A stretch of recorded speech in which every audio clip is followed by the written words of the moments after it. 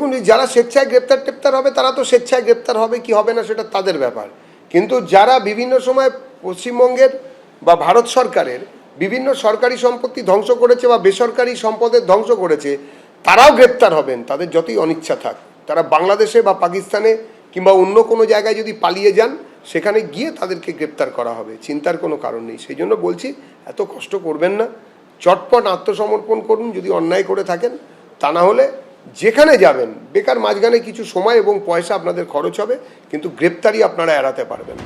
উস্কানিমূলক বক্তব্যের জেরে পুলিশের তলবে হাজির হলেও পুলিশকে হুমকি দেওয়ার মামলায় শুক্রবার শক্তিপুর থানায় হাজিরা দেননি হুমায়ুন কবির।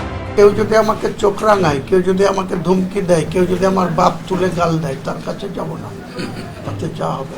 এই ওসিকে যাতে সরানো শুধু না, একবারে অকেজো পোস্টিং দিতে হয়।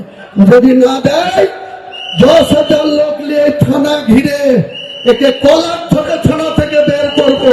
কারো বাপের ক্ষমতা থাকে তো আমাকে রুখে নেবে।